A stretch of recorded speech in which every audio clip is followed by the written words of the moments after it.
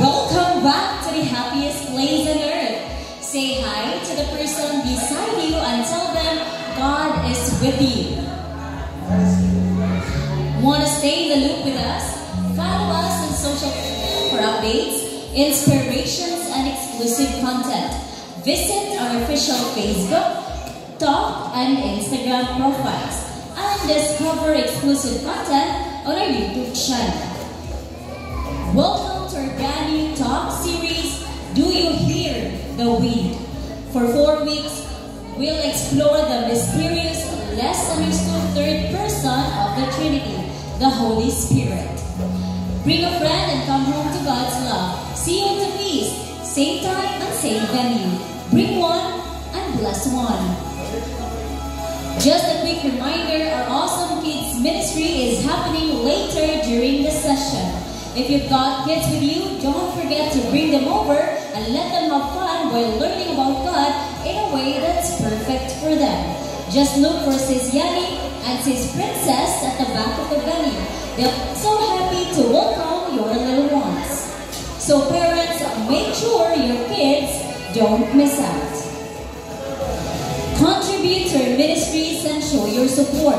You can send your tithes and love offerings online through various methods. For GCash, simply scan the QR code displayed on the screen or take a photo of it. For deposits and online transfers, kindly refer to our RCBC account, details provided. Every donation, big or small, plays a vital role in spreading God's light and empowering our ministries. May the Lord continue to shower you with blessings, enabling you to bless others abundantly. And lastly, may we see the hands of our first-timers. Let us give them a welcome applause. We are so thrilled to have you with us today, and as a token of appreciation, please claim your special gift at the lobby after the service and look for Sis Viron and Sis Hazen. We're so excited to journey it together. Future activities and other announcements will be presented later during the feast. And now, let us all stand up as we feast worship. Alright, good evening, brothers and sisters. Welcome to the happiest place on earth. And I feel that everyone is ready to worship our God. Amen? Amen. Yes. So let us raise our hands up to the sky and reach our Lord and be filled with His faithfulness, with His blessing. And let us put our trust in our God so that we will face every problem and every challenges with confidence as we worship the Son, the Father, the Son, and the Holy Spirit. Amen.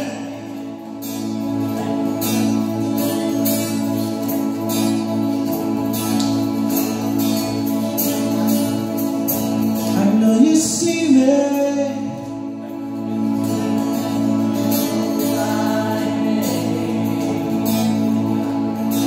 I'm not abandoned. You came down for me. I'm not forsaken.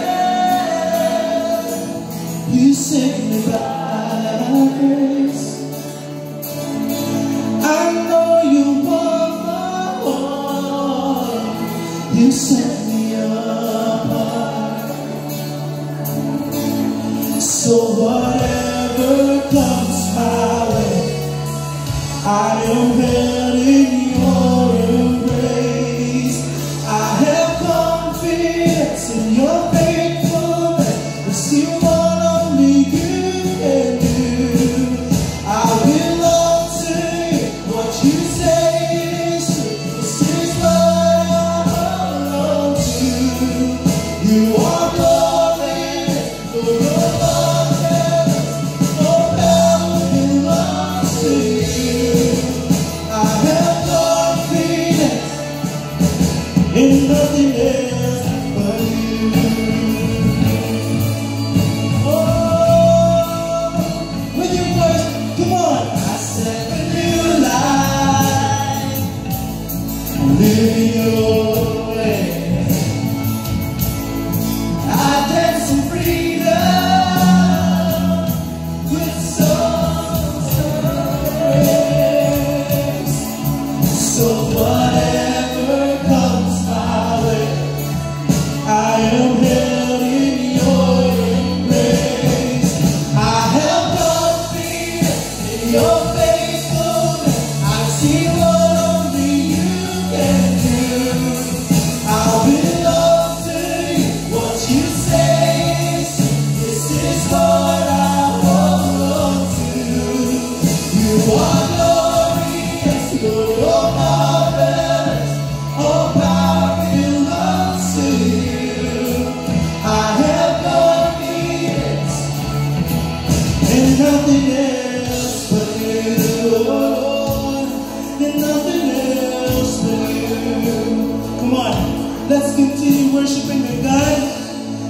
will boast in His name.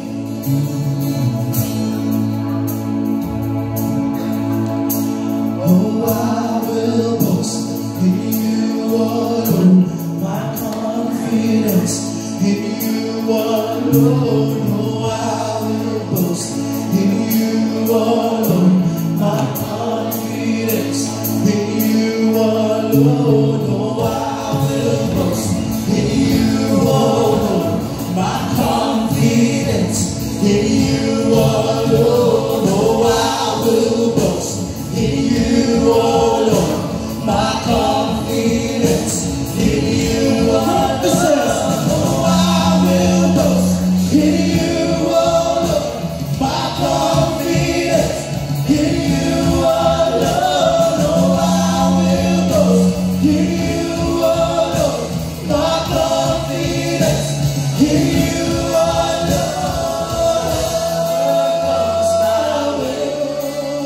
I am held in Your embrace. You have conquered death and grave. So forever I can say, I have confidence in Your faithfulness. I see what only You can do. I belong to You. What You say is true. This is what I hold on to. You are glorious, Lord, oh marvelous. All power belongs to You. I have confidence. I have confidence in Your faithfulness. I've seen what only You can do.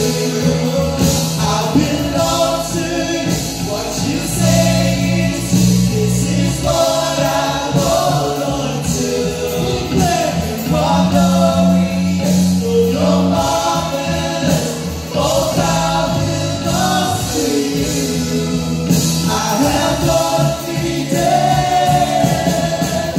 I have confidence.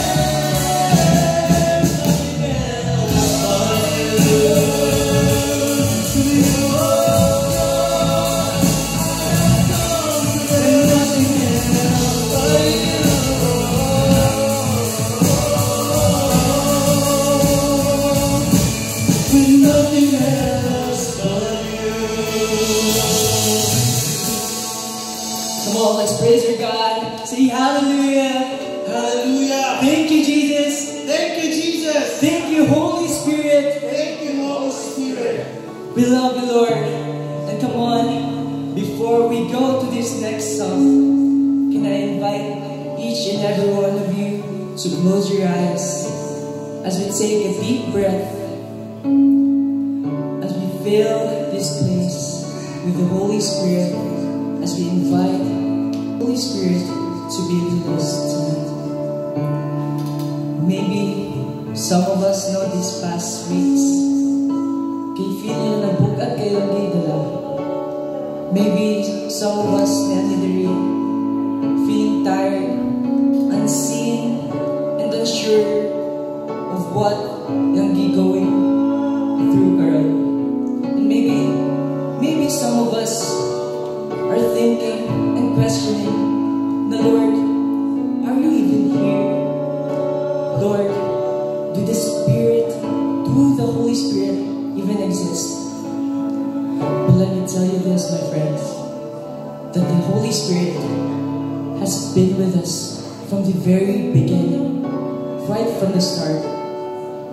And it's not just about our session, not about the lights, the music, the preaching, but the Spirit of God itself, who is present in our daily lives. And as we lift our hands tonight, as I would trust in the declaration, in the guidance, and in the transformation of the Holy Spirit for us, as we sing this song, and surrender it all to our Lord, our Creator, and the Spirit, our Comforter. Come on, we sing.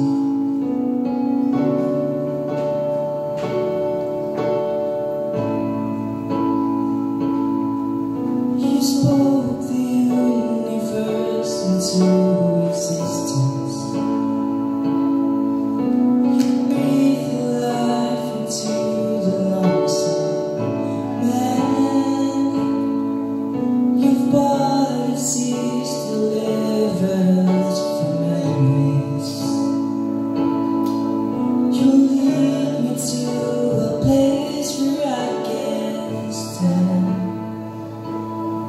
and I'm holding on to these things that you've done. These are just the stories from the past. Remind me when I'm feeling uncertain. You never change, you never wait. You make me wanna believe. You make me wanna believe. Help me trust in what you promised. I'm hanging on to your word. Every word that you speak, every season you need. Your heart is for your people. Help me see your heart for me. Holy Spirit, take direction, Lord.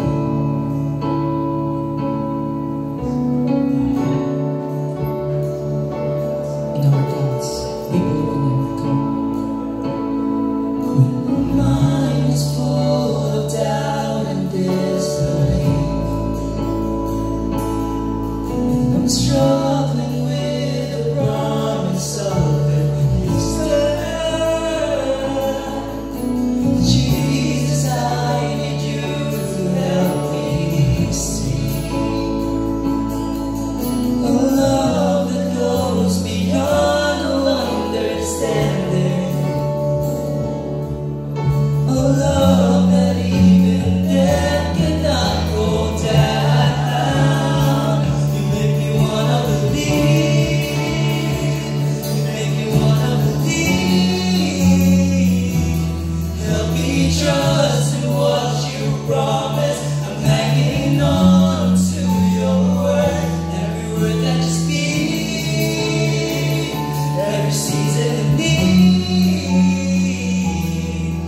Your heart is for your people. Help me see your heart. Make me wanna believe. Help me trust in what you promised. I'm hanging on to your word. Every word that you speak,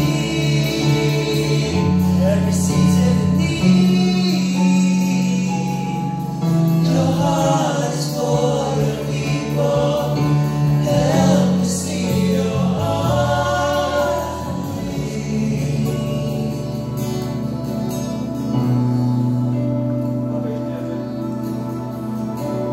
In heaven. Father in heaven, right now, we continue to breathe in your presence. And as we breathe out, we release every doubt and fear that we have in our hearts right now. And we choose to see ourselves the way you see us. Strong, capable, and victorious. We remember, Lord, every moment that you have been faithful to us before. And as we feel that gratitude rise in our hearts right now, we allow this gratitude to grow into unshakable confidence for what is ahead. Lord, today we declare, I am bold because you are with me.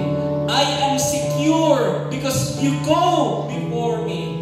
And I am unstoppable because nothing is impossible with you. This we pray in Jesus' mighty name. Amen. Let's give the Lord a big round of applause, brothers and sisters. Mayong gabi sa tanan, good evening. No, pakiingon sa imong katapad, mas guwapa pa ka kaysa sa gabi. You know why? Oh, ask me why. Because you're glow in the dark. Huh? Ay, labing katawa dito sa likod. So may gabi sa tanan. So pwede ba ko mag-storya kadali, no? When the feast, before feast, video but one feast light, go hotels, pata. every Saturday gihapon ang feast. And every after sa feast, gauli kong prosperidad. So may imagine ko kitong mga ka-attend of feast go hotel before human mga almost 10. So diretso na din ko sa langihan because I have to go home sa prosperidad. I want to spend the entire Sunday sa ako ang family. And what's so exciting every time mo go home ko is ready na akong pagkaon. Especially si Papa, ga-prepare din ng food na ako. Pag-uli na ako sa balay para ikot na magkumukaon. Tapos ang akong higdaanan ready na. Tapos, after sa akong pag-dinner, mag-storya-storya me, I really feel at home pag na ako sa balay. Every after feast na to before, igawali ko sa prosperidad. You know what, brothers and sisters? That is what we are doing today, right now. Because after the whole week of working, whether that be in the business, whether that be sa trabaho, grabe ka toxic or grabe kahago kaayo, or maybe that be sa pag-eskwela nato. After a long week of struggles, today God is telling you, anak, you are home. No? Because you are in my presence right now. No, I want you to find rest in my presence. So today that's what we're gonna do because God is so excited to be with you today. No? Can you hug at least 5 people around you and tell that person, you are home. No? You are home. You are home. You are home. Amen?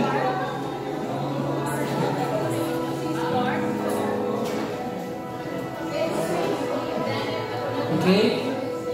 So you are home, brothers and sisters. This is your home. Because God is here. Can we give another praise to the Lord right now? Praise the Lord. Praise you, Jesus.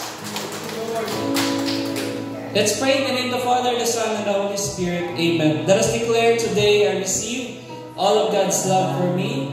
Today I open myself to the unbounded, limitless, overflowing abundance of God's universe. Today I open myself to God's blessings, healing and miracles. Today I open myself to God's Word so that I will become more like Jesus every day. Today I proclaim that I am God's beloved. I am God's servant. I am God's powerful champion. And because I am blessed, I am blessing the world in Jesus' name. Amen. Let us honor the Word of God.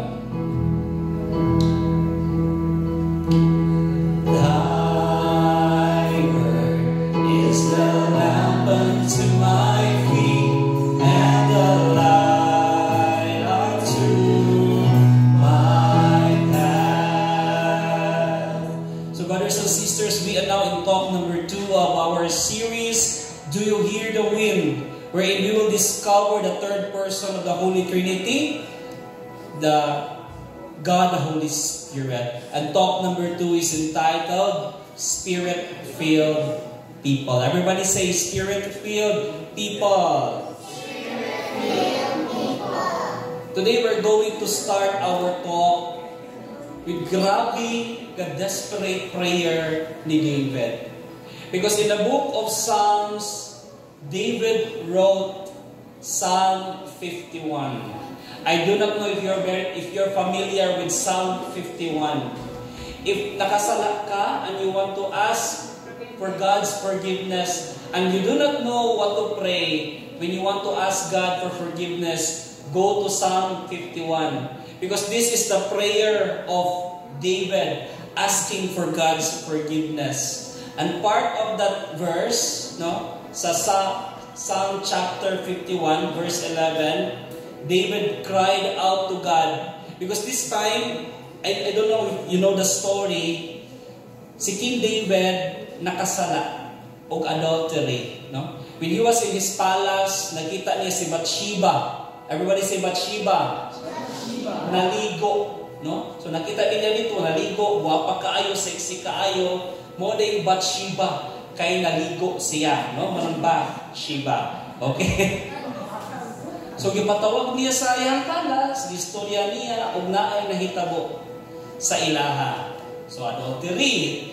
Tapos, ang nahitabo, naburos. So, karon nagkonsumisyon na siya, sa iyang himuon. Ang bana ni Bathsheba is one of the soldiers sa kingdom. So, another sala, naghihimo ni David, iyang gipaadto sa gera ang bana, si Uriah, no? Tapos gipa-frontline niya, so astang pataya, no? Kaduhan niya nga sala, murder. And because of this, the Holy Spirit convicted him.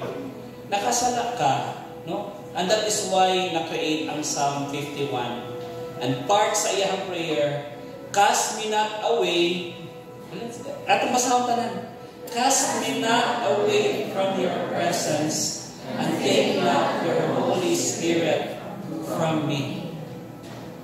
Every time we commit sin, brothers and sisters, we kill the Holy Spirit in us, the Ruach, no? Sa atoa.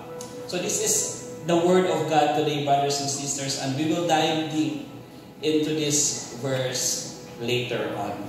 Let's honor the Word of God, brothers and sisters, as we sing Thy Word. Thy Word is the lamp unto my feet and the light unto my path. Let's give the Lord a big round of applause. Praise His name. Praise you, Jesus. As we sit down, please tell the person beside you, God will bless you today. Okay, so just before we proceed, mga kids, you may now go sa Ubos, atong chapel for the awesome kids. You will have your separate activity there. And be excited ka nag-high prizes si Ate Yani, si Ate Princess, o si Ate Irish. Okay? So, ato na mo dito. So, nagkadaghan ang ato ang awesome kids, no? So, hopefully, kita po mo daghan. Okay.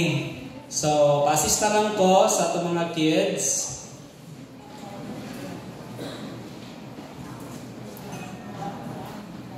Okay?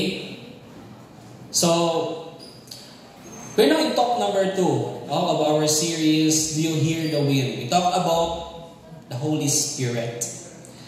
And our one big message for tonight is very special because this is the desperate prayer of David. And this is the one big message, take not your spirit from me. Everybody say, take not your spirit from me. So, naay lalaki, no? And kining lalaki, nanguyab siya. So, yanto din niya ang tatay, gusto niya ang tatay. Okay? Pag-sur niya sa tatay, niya na siya na, Sir, mananghid ko, kaya mag-court ko sa imuhang anak. No? Tapos tingon ang tatay, no? Nga, nganong manguyabang ka? Kaya na ba ni buhion ang akong anak? Tapos itubag ang binata, nganong man day, Sir, patay na day ang imong anak? So we talk about life, no? When we talk about the Spirit, brothers and sisters, we talk about life, kinabuhi. Okay? Pabitaw lang na pag mapatay ang tao, wala na yung spirit sa iyang body. Ipatay naman siya. Okay? So, no wonder, brothers and sisters, the Hebrew word for spirit is ruach, no? Or breath. Okay? Ang pag-pronounce ana, I think na-discuss na nako last week, ruach is kanamura ka ng luwak, no? Ruach. Wala ang pag-pronounce ano niya. And it means breath or ginhawa. Okay? You know what, brothers and sisters, whether you like it or not, dili kita mabuhi kung wala tay breath. Tanawa lang imuhang katapad, no? Kung naginhawa pa ba na siya. Okay? We cannot live without oxygen, brothers and sisters. Kaya ingon na ka-importante. If we have a heart attack or kung natukan ka because of a piece of meat, nga sulod sa ato ang lalamuna o natunog ka, okay? Even if isa lang ka minuto nga di ka kaginawa, brothers and sisters, I believe mamatay ang inyong brain cells. And you know what, brothers and sisters, I read this from a book. that the reason of the many diseases nga naa sa atua is because of the lack of oxygen. Kana daw mga cancer cells, ang one of the causes ana is the lack of oxygen. Stroke, ngano nagka-stroke man ang tao because na-block ang flow sa blood, nagkulang ang oxygen, nangamatay ang mga cells na stroke. No? Pero katulong sa mga area sa body nga grabe ang supply sa oxygen, wala kayo sakit. Example, nakadungog na mo cancer of the heart. Yes or yes? Wala ba? Di ba wala pa tayo nakadungog cancer of the lungs, no? Cancer of the skin, cancer of the throat, no? Pero wala pa nakadungog og cancer of the heart. Why? Because according sa mga doctor, because of the oversupply sa oxygen sa heart, dili makapenetrate ang mga cancer cells. In an area na wala kaayoy oxygen, dito active kayo ang mga virus, mga bacteria, anak. So that is why ingon anak ka-importante, brothers and sisters, ang oxygen. Kung walay oxygen, masakit ka, mamatay ka. And you know what, brothers and sisters, in the same way, God's Spirit is our oxygen. Amen? Everybody say oxygen. Oxygen. Without God's ruach, no, we die. Mamatay ta.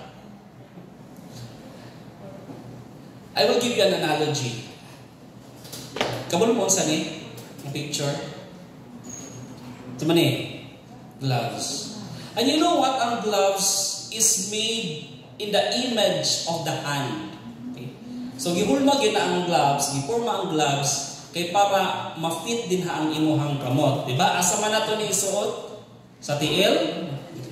Pero na may ingon ani nga medyas, diba? Nga forma po siya util. Pero mabantayan ako ang nagasutan na kanong mga tiguang. So, kung ingon ana ang imong klase sa medyas, nga murag gloves, no? So, ang imong edad siguro murag taas-taas na. Okay? So, ingon ani, ang gloves is made in the image of the hand. Ang 5 fingers ni mo fit ana. Okay? And once the hand fits inside the glove, brothers and sisters, magamit din mo siya. Dagan siya pwede mabuhat, no? Pwede din mo siya gamiton pang grip, pwede din mo siya gamiton, makatouch ka sa mga init ng mga butang, makatouch ka sa mga butang, dili ka masamad. May-useful siya. Dagan siya pwede mabuhat once nga ang kamot makasulod na din sa gloves. Pero, what if, no? Makastorya ang glove, mayroon siya nga, uy, I hate the hand that is inside me, no? English, no? So, di ba? Di ko ganahan sa kamot yan isulod sa ako, no? Kaya walay pahingo ko and everything, no? So, what if ingon ana ang gloves, no? Tapos mo biya siya sa kamot nga naggamit sa iyaha. Di ba? What do you think will happen sa gloves? Di ba? Useless. Pwede siya matamak-tamakan, no? Nara siya diha nakatenga, wala di mabuhat niya. And in the same way, brothers and sisters, kabalo ba mo that we are also made in the image of God. God fits inside us because we were made for Him. Kinsa may nakakita na sa Ginoo? Wala pa. Kita na mo, tanawa na imong katapad. Because kanang imong katapad is made in the image of God. We were designed, tingalas na dito. We were designed to be God's carriers, brothers and sisters. That is why the book of Genesis, kung sa inyo sa book of Genesis, let's read. Genesis chapter 2 verse 7, it says, Then the Lord God formed the man from the dust of the ground. He breathed the breath of life into the man's nostrils, and the man became a living person. Sa tanang gibuhat sa Ginoo, ang tao lang yun ang iyahang gibugahan. Okay? So, tubangan na yung katapad, ubugahin. Bitaw, joke lang, ha? Ayaw, kay bad breath. Basta wala pa nung brush. Okay? If God's ruach lives in us, we can do astonishing things. We can build and bless the world. But if we reject God's ruwak, no, we end up lifeless also. Parehas ang love na walay kamot. Kung atong i-reject ang ruwak sa ato ang kinabuhi. Now we will dive into 4 spirit-filled characters sa Bible. Okay? Kaya naay mga characters sa Bible na makaingon sila nga naagyod ka work yun ang Spirit, ang Holy Spirit sa ilahang life. Okay? So again, I repeat, without God's ruwak, we die. No, that is why in Genesis chapter 3 verse 19 it says, "For we are made from dust, unto dust you will return." Okay? Ang nakapa-useful na yun sa ato, gikan ta sa abog, gikan ta sa lako, no? Kung wala ta gibugahan sa Ginoo, we will remain alapok. Okay? Pero kay gibugahan man ta sa Ginoo, that is why we live, no? So, gikan ta sa the book of Genesis reminds us that we are just dust, no? So, there is hope for us because of the Holy Spirit. As you go through the story, God doesn't walk away. Through the pages of scriptures, He insisted on filling people with His ruwak. So ato ni isa-isahon ning upat ka mga spirit-filled characters sa Bible, and we can learn from them how they live in the presence of God, of the Holy Spirit, God's ruwak. Okay? So, naiupat, number 1 is si Joseph. Ang famous name niya, Joseph the Dreamer. I don't know if nakakita na mo sa movie nga Joseph the Dreamer by DreamWorks. Tanawan ninyo na very nice nga mo gina ang life ni Joseph the Dreamer. Si Joseph was the 11th son of Jacob. Si Jacob naa siya upat ka asawa, okay? Si Leah o si Rachel. Tapos duha ka slave. Upat ka buot ng iyang asawa. O ang pinakapaborito niya nga anak si Joseph. Ganong pinakapaborito niya nga anak si Joseph? Because anak man siya sa iyang pinakapaboritong asawa na si Rachel. Okay? O because of this favoritism, nagselos ang iyahang 12 ka mga brothers tungod anak. Tapos one time, nagdamgo si Joseph, nga tanan daw niya igsuon, mubaw sa iyaha. O di, lagot kay mga igsuon. So ang gihimo sa iyaha, gilabay siya, o gibaligya siya.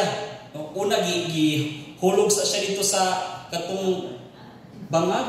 No? Tapos, instead nga, atyo nila, ilan na lang gibaligya si Joseph sa mga Egyptian. And Joseph ended up rotting in Egyptian prison. But you know what, brothers and sisters? Bisan ingon ato ang nahitabo ni Joseph. Pwede ba nung tana si Joseph mureklamo sa Ginoo? Magbabulbol sa Ginoo because of the circumstances nga nahitabo sa iya. Wala siya gibuhat nga sala. No? But you know what, brothers and sisters? Kung naaday ang ruwak, ang Spirit of God sa imuha, dili ka matinag. Bisan unsa pa nga mga challenges, bisan unsa pa nga mga pagdaog-daog ang maabot sa imong kinabuhi. Because you cannot put down a man who follows God's ruwak inside him. Because if God's hand is inside the glove, that glove will one day do great things. So kabalo mo sa inahitabo, pag-abot niya dito sa Egypt, na priso siya dito for pila ka years, for false accusation. No? Giakit man siya sa asawa ni Potiphar, one of the highest ranking officials sa Egypt. Giakit siya, pero nung sino man siya, so gi-accused siya nga gi-rape niya si Potiphar, ang asawa ni Potiphar. Mo nang napriso siya for many years. Tanawa na ninyo ng movie na Joseph the Dreamer. Mo na ang nahitabo yun. So, pero one time, si Pharaoh na siya mga nightmares. Ang nightmare ni Pharaoh na ay 11 ka-healthy cows. Tapos, gidevour ang 7 ka-healthy cows, gidevour ang 7 ka-healthy cows sa mga unhealthy cows. So, wala siya kabalong sa interpretation atong mga dreams. Dili makatulog si Pharaoh because of those dreams nga nakabother sa iyaha. Not even his advisors maka-advise sa iyaha. So one time na storya sa iyaha nga si Joseph na tuwa sa prisuhan maka-interpret sa dreams. So that is why i-interpret ni Joseph na kinahanglan mo mag-save, kinahanglan mo mag-prepare. Kaya ang buot pasabot di ay sa 7 years of abundance. And after the 7 years of abundance, muabot ang 7 years of famine. So, oto nag-advise si Joseph, kinahanglan every harvest na agad i-save for that 7 years of famine nga maabot. So, muna ang passage from the book of Genesis chapter 41 verse 38. Oh? Can we find anyone else like this man so obviously filled with the Spirit of God? You know what? Muna ang words ni Pharaoh. And you know what? Pharaoh is a pagan king. Dili siya mo to Ginoo. But Pharaoh recognized the presence of God kang Joseph. Here we see that the pagan king recognized this was the work not of the glove but of the hand in the glove. And because of that, Joseph, you know what? Sa ladder sa Egyptian society, ang pinakaubos yun nga tao is ang Hebrew slave. And in fact, they were being condemned as criminals. Yun ang ilahang level. But because of God's ruach working inside Joseph, he was promoted to the very top as the governor of Egypt. Brothers and sisters, maybe you are like Joseph. You're also in jail. Perhaps ang imuhang prison is dili makita. It's an invisible prison. Perhaps it's a poverty mindset, limiting mindset. Perhaps it's self-pity, or perhaps it's self-condemnation.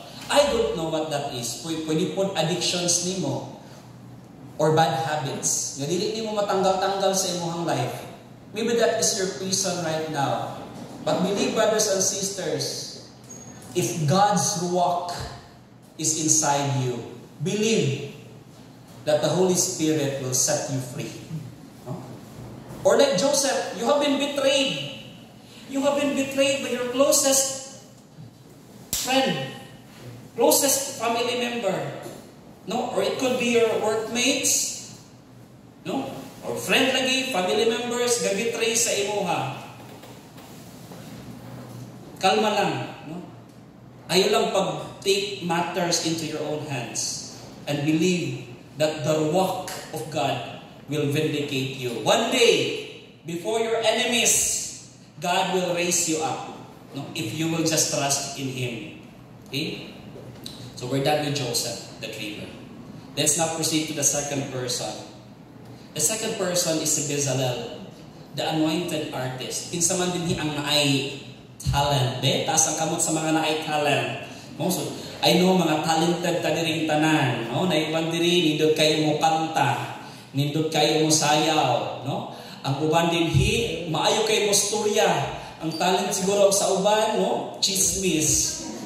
No? Pero okay na siya, pero dapat siguro lahi ang ato i-chismis. Pwede siguro nga i-convert nato. Instead nga, ubang tao yung istoryahan, pwede siguro nga mag-storya na lang tao mga dreams nato, mag-storya na lang tao sa mga plano nato sa kuha na yun, or istoryahan nato about Word of God. Okay? Ang uban, smile. You know what? Diri sa feast, mo smile lang ka, pwede na ka mo serve. No? Dito sa gawas, as our warmth ministry. So yun, anak lang. Nagkantag mga talents, brothers and sisters. You know what? Kini si Bezalel, the anointed artist, is dili pari. Dili ni siya prophet. No? But God used this person to build the temple of God. Okay?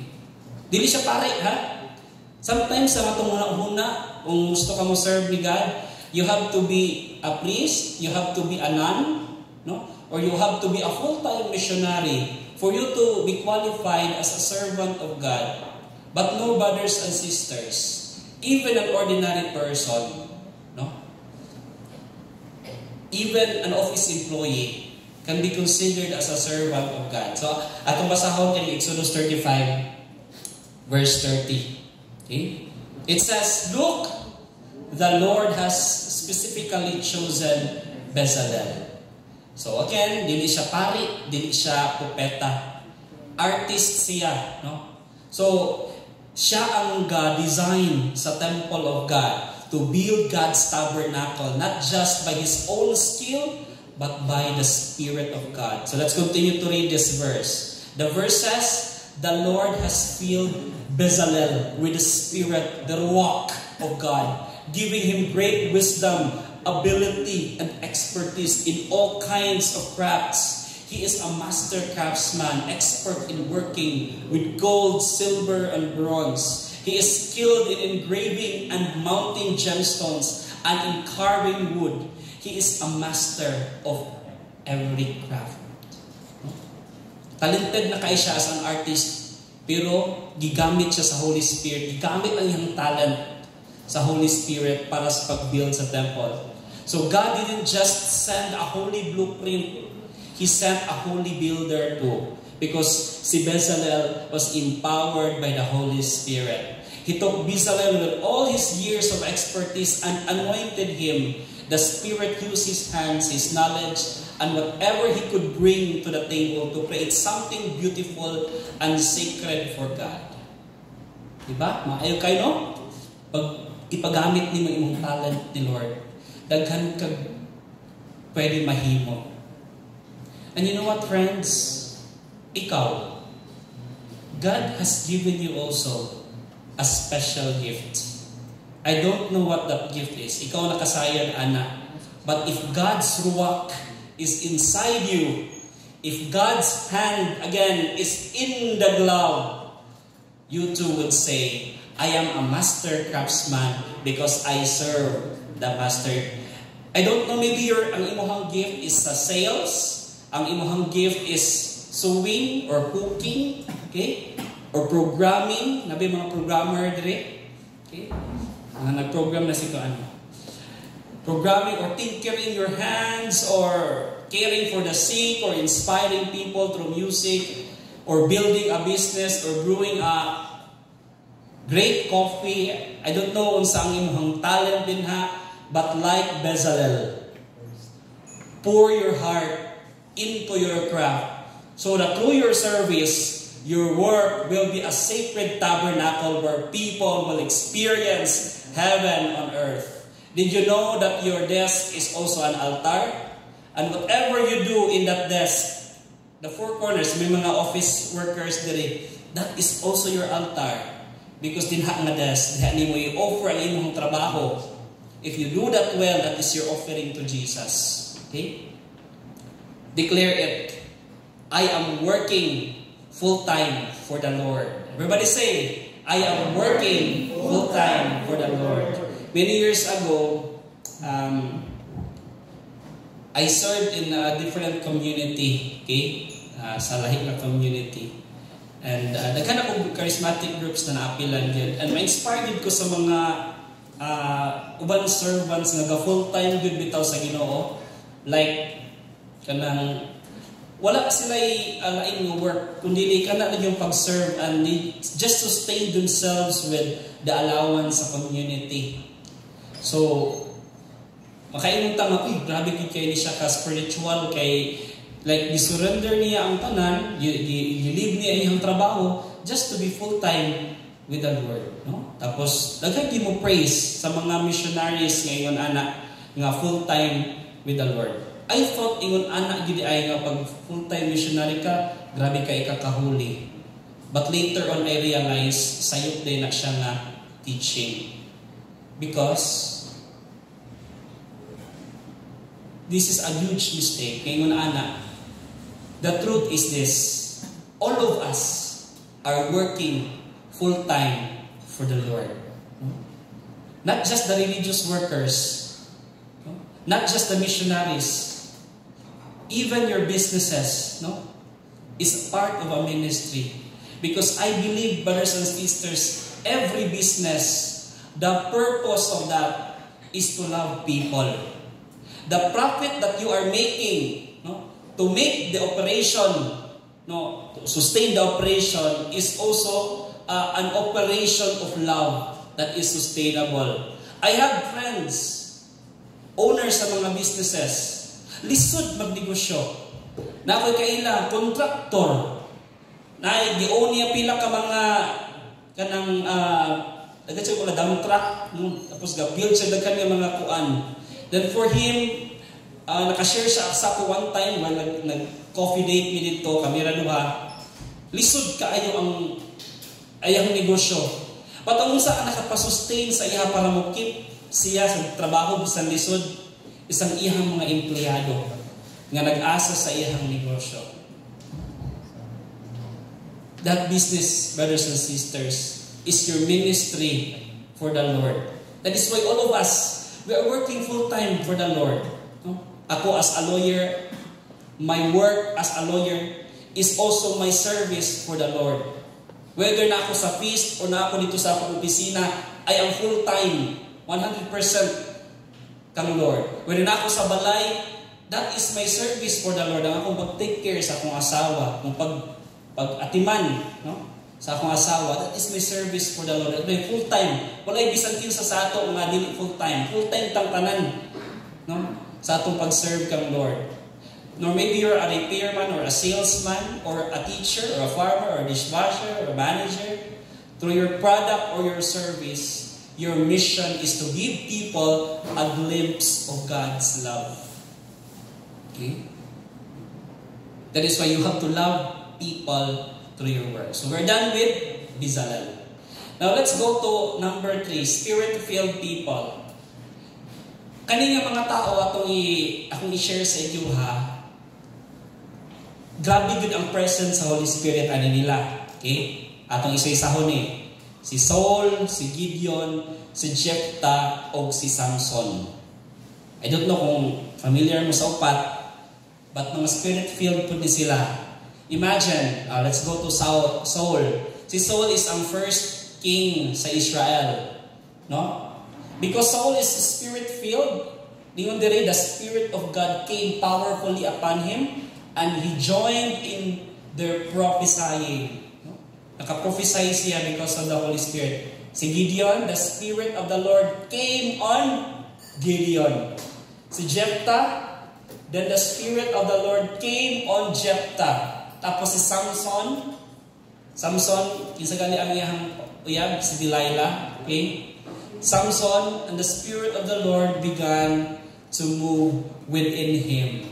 So kani silang upat, brothers and sisters, Spirit-filled gini sila. But you know what, brothers and sisters, ang kaning upat ng mga tao, even though Spirit-filled sila, horrible things happen to them. No, na-change sila.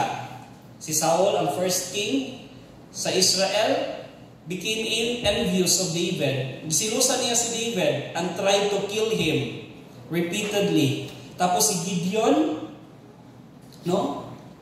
At the end of his life, worship idols. Wala na niya i-worship si God. Nag-worship na siya lahit yung mga Ginoo. Tapos si Jephthah sacrificed his own daughter, confusing Yahweh to Molech. Tapos si Samson used his super strength for vengeance and personal gain. Mga Spirit-filled din sila ng mga tao, brothers and sisters. But they did not end up well. No? But you know what, brothers and sisters? Bisan sa ilahang disobedience, it's bewildering because even disobedient ni silang upat, Gideon, Jephthah, Samson, they were still included in the hall of faith in Hebrews chapter 11, telling us that God, no, indeed worked with damaged humans. But their biographies shout this truth. Kaning upat, Spirit-filled ni sila. But mo ni ang message nila sa ato dili mo pasabot, Spirit-filled ka. Spirit-filled na yun po ka always. Because we can lose God's Spirit also when we are disobedient to the Lord. Okay? if you look at King David's life, he should have been part of this short list of anti-heroes. Mga anti-heroes to sila. No? Pwede yung na siya mahimong apil ato nilang upat si King David. You know what? Early in his life, he was so filled with the Holy Spirit. But one day, he fell into murder and adultery. And because of his disobedience, wala ang Holy Spirit sa iya. That is why he repented. David repented. Mo ni ang nakalahig sa ilang upat. Because of the end of, after nabuhat ni David to, he repented. Mo ni siya, Psalm 51, verse 11. David repented and cried out to God, "Cast me not away from your presence, and take not your Holy Spirit from me." We must ask ourselves these questions. Like Saul, Gideon, Jephthah, and Samson, are we serving God today? No? We cannot be smug or complacent lang because we too can lose God's ruwak sa ato ang kinabuhi. Kung dili ta magbantay, no? Nasayop na daita, no? Na-wrong na daita, envious na daita, lustful na daita, or greedy na daita. If naana-taana, pwede mawala sa ato ang Holy Spirit sa ato ang kinabuhi. But then we have to learn from David. It doesn't mean po na nakasala ka, na disobey mo si God, dili ni mo mabalik ang God's ruwak. Because like David, he asked for God's forgiveness. In David's story, he was faithful when he was serving, but became unfaithful when he was not serving. You know what? Aniha, muna atong bantayan. The enemy doesn't attack you when your armor is on. Pag okay ang tanan, no? Dili ka weak. Dili na magsurang-surang ang kaaway sa ato. He only attacks you when you're relaxed. Imagine na rin pag busy kay ka, dili kay ka itempt sa yawa anak. Pag preoccupied kay ka sa imong trabaho, sa imong mga passions, no? Pero pag lax na nang bitaw ka, wala kay ginahimo, nakasa imong idle time, din mo sulod ang temptations. Kahuna-huna na rin ka, nahunhungan ka sa imong hangkuan, no? Magpang-scam, pag-watch of porn, dinha sa imong mga kuan, sa imong mga relax ng mga time. That is why we have to be vigilant. Saint Peter says, "Be alert and of sober mind. Your enemy, the devil, prowls like a roaring lion, looking for someone to devour." Manang nagbantay ta. Now let's go to the napabay tao. Was there a human image of God that was so saturated with God's ruwak that every single second of his existence was in perfect union with that Spirit? Nabay tao din si David kay paling-paling man na ang presence ni God pagkakuan na disobey, nawala, ngay pasaylo. Pero naabay tao sa Bible nga every second sa iyang existence naagid ang Holy Spirit, nag-uban sa iya, perfect union gid siya sa Holy Spirit. Can you think of anybody? Spirit-filled person number 4, Jesus of Nazareth. Because the entire life of Jesus was marked by the Spirit. Jesus, no? Imagine na to, ikan sa pag-anak ni Jesus sangtod sa ihang death. No? Jesus was conceived by the Spirit. Mabito na mga conceived by the angelos, and he was conceived by the power of the Holy Spirit. Okay? So muna siya, Luke chapter 1 verse 35. Natao siya, naburo siya tungod sa Holy Spirit. Jesus was baptized by the Spirit. No? That is why the Spirit descending on him like a dove. Jesus served by the Spirit. He preached, he healed, he drove out demons, claiming the prophecy of Isaiah himself, declaring, "The Spirit of the Lord is upon me, for he has anointed me to to bring good news to the poor. And He has sent me to proclaim that captives be released, that the blind will see, that the oppressed will be set free. Nag-ayo si Jesus Christ o mga masakiton, ang mga bakol na kalakaw, ang mga buta na kakita, ang mga bungol na kadungog, ang mga amang na kaistorya, by the power of the Holy Spirit. Tapos Jesus died by the Spirit. One of the 7 last words ni Jesus, kung sa manyang giingon, Father, into your hands I commit my spirit. So gikan ba lang sa pag-conceive, na pala siya sa tiyan hangtod sa iyang pagkamatay, and even sa iyang resurrection. Jesus rose by the Spirit. And not just to Him, we're part of the resurrection miracle. St. Paul says, if the Spirit of Him who raised Jesus from the dead dwells in you, He who raised Jesus Christ from the dead will also give life to your mortal bodies through His Spirit who dwells in you. Can I ask everyone to please stand before we end this?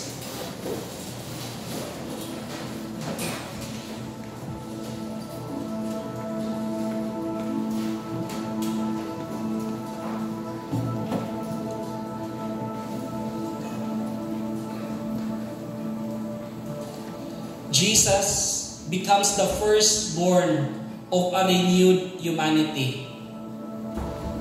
The goal of God's Ruach is to make us more like Jesus. Muna arose sa Holy Spirit to conform us into the image of Jesus Christ. You know what, my friends? Saul, Gideon, Jephthah, and Samson once thought that God's Ruach, His Spirit, was in them to fulfill their dreams. Yung na ba nga itong thinking sa Holy Spirit? Holy Spirit, come, no? Para masuccessful ko sa akong business. Holy Spirit, come para ma-fulfill na ko akong mga desires. Yung na ba ang atong thinking sa Holy Spirit? Nga mura siya genie, nga atong pangayuan, ihatag dayon niya to make us successful. You know what? Ang kaning si Saul, Gideon, Jephthah, and Samson, somewhere along the way, they forgot the truth. Okay sila sa sugod, but along the way, they forgot the truth. The truth is that they thought they were the hand, when all along, they were just the glove. Dili sila ang kamot. Glove lang sila. And sometimes, we fall into this trap too. We start thinking it's all about me. My plans, my accomplishments, my dreams, only to realize we are just the glove and God is the hand. The Holy Spirit is the hand.